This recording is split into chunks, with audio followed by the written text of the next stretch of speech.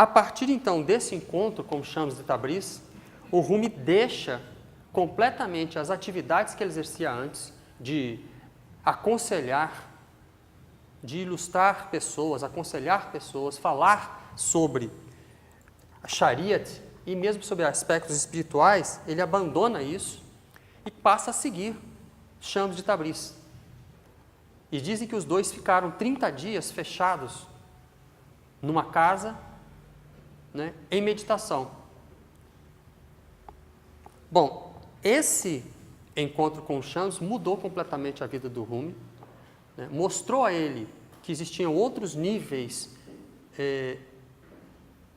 de conhecimento e de compreensão que não podem ser transmitidos através de palavras escritas. E é aí que enfatiza no Rumi essa questão da diferença entre um ser externo, de um ser social e de um ser cósmico, de um ser universal. Só que essa interferência de Shams de Tabriz na vida do Rumi causou uma série de problemas, porque, evidentemente, aqueles 10.000 alunos, 10.000 seguidores de Rumi ficaram absolutamente aborrecidos com essa história. E começaram a ameaçar o Shams de Tabriz a ponto de ele ter de fugir da cidade. Ameaçar de morte, a ponto de ele ter de fugir da cidade. Então, mas quando esses seguidores perceberam que o Rumi tinha ficado extremamente contrariado, né, e não estava voltando a atendê-los, dar confiança para esses seguidores, eles prometeram que se o Shams de Tabriz, o mestre, voltasse, eles, vamos, aspas, iam se comportar, iam ser mais politicamente corretos. Então, Shams é convidado a voltar. Shams é convidado a voltar sob promessa de não ser incomodado. Só que nessa volta acontece um distúrbio, acontece uma confusão e o filho do Rumi é assassinado. Um dos filhos do Rumi é assassinado e Shams de Tabriz desaparece. Nunca mais ele foi visto, né? Não se sabe realmente o que aconteceu, mas ele desaparece. Após a morte, mais tarde, evidentemente, após a morte do Rumi, é criada uma ordem, um grupo de seguidores, né, do Rumi se junta e estabelece uma ordem, que é a ordem dos derviches rodopiantes, ou a ordem Mevlev, né, derivada de Mulana, né, que quer dizer nosso mestre. Essa ordem foi dirigida pelo sultão Walad, que é filho de Rumi. O Rumi viveu muitos anos, viveu em muitos países, mas principalmente na Turquia, e ele está enterrado em Konya, na Turquia. Aqui nós temos uma visão externa do local, que é a tumba de Rumi, na Turquia, que é um centro de peregrinação. Dizem que esse local, uma visão externa também, dizem que esse local tem uma energia muito especial. Essa é a tumba, né? Aqui, nesse local, está enterrado Rumi. Mais algumas imagens internas. Percebe-se aí que a figura está com umas roupas velhas. É uma representação de Shams de Tabriz. Aqui nós temos Rumi e Shams filosofando e, ao fundo, os derviches dançando. Nós vamos ler alguns dos poemas de Rumi. Tu e eu. Feliz o momento em que nos sentarmos no palácio. Dois corpos, dois semblantes, uma única alma. Tu e eu.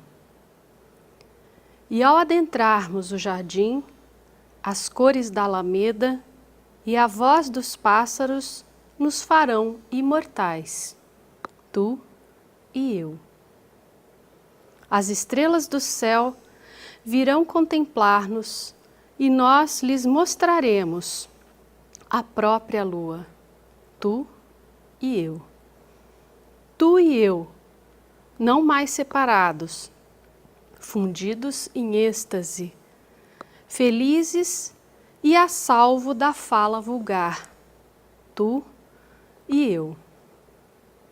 as aves celestes de rara plumagem, por inveja, perderão o encanto, no lugar em que estaremos a rir, tu e eu. Eis a maior das maravilhas, que tu e eu, sentados aqui, neste recanto, estejamos agora, um no Iraque, o outro em Coração, tu e eu. Exatamente pela qualidade das poesias que vão ser apresentadas aqui, mesmo depois de passar por diversas traduções, que Rumi é considerado o maior poeta místico da humanidade. O que pensam e o que ensinam os sufis? Evidentemente, isto é apenas uma apresentação intelectual. Os sufis são o lado esotérico do Islã. Todas as grandes religiões tradicionais, como o judaísmo, o cristianismo, o Islã, elas têm um aspecto interno, um aspecto não visível, que é o cerne, o miolo dessa religião. Os ritos exteriores, as orações, os ritos exteriores, são a lei externa, a Torá, a Shariat, são a casca. O miolo é o tasawuf, ou seja, o sufismo, aquilo que chamamos de sufismo. Isso fica muito claro nos ensinamentos de Jesus, quando os discípulos perguntam por que ele fala através de parábolas. E ele responde aos discípulos, ele está falando com os discípulos, ele diz: a vós é dado conhecer os mistérios do reino de Deus, mas ao povo só fala através de parábolas. Isso atesta que existem níveis de conhecimento. Da mesma forma, o profeta Maomé, ensinava um grupo mais próximo, mais chegado, vamos dizer assim, em separado na mesquita. Ele ensinava coisas que aquelas pessoas estavam em condições de receber. É muito comum a expressão na teosofia, né, de que quando o discípulo está preparado, o mestre aparece. É verdade, essa expressão me parece correta. Só que os discípulos é que querem decidir quando estão preparados. Não é? É muito comum isso. Né? Não, eu estou preparado para receber a verdade. Né? Isso é muito comum, né, em todas as tradições, os discípulos acharem que eles estão preparados, que eles têm condições de receber a verdade. E as coisas no esoterismo, no tasawuf, né, no sufismo, elas não funcionam dessa forma. São os mestres que decidem quando e como isso vai acontecer. Eu tenho aqui um texto de um escritor iraniano que analisa a obra do Rumi, chamado Rumi, o Persa, o Sufi, de Reza Araster. E ele, citando Fihi Mahafihi, de Rumi, ele fala sobre a salvação. E ele diz o seguinte: a salvação chegou para os anjos através de seu verdadeiro conhecimento, aos animais através de sua verdadeira ignorância. O homem se encontra entre essas duas contradições. Alguns seguem a razão universal e se tornaram inteiramente angelicais, puros como a luz, e a salvos da esperança e do temor. Outros se veem dominados pelos instintos e se tornaram inteiramente bestiais. Outros permanecem em conflito.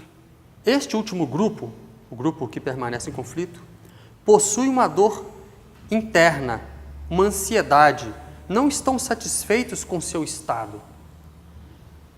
Sua virtude atrai os santos, que desejam guiá-los e transformá-los como eles mesmos. Mas esses seres que estão em conflito também atraem aspectos negativos, forças negativas que esperam poder dirigi-los para um estado ainda mais baixo possível. É interessante observar nesse texto, né, os anjos chegaram à salvação pelo seu verdadeiro conhecimento, pelo seu aspecto angelical. Os animais, por sua ignorância, porque estão agindo de acordo, abre aspas, com as regras da natureza, de acordo com as leis da natureza. Então o animal não questiona se vai matar o outro ou não, devo matar ou não essa ovelha para comer. Um leão não pensa assim. Devo matar ou não essa zebra para comer. O crocodilo não pensa, evidentemente. Ele simplesmente age. Mas ele está agindo de acordo com leis naturais. O homem se encontra entre essas duas contradições. Os que seguem a razão universal se transformam por inteiro em anjos, em seres angelicais. Os que são dominados pelos instintos, evidentemente, mergulham cada vez mais em aspectos materiais. Eu acredito que uma boa parte da humanidade está num grupo que está em conflito. Seguir os aspectos superiores ou seguir os aspectos inferiores.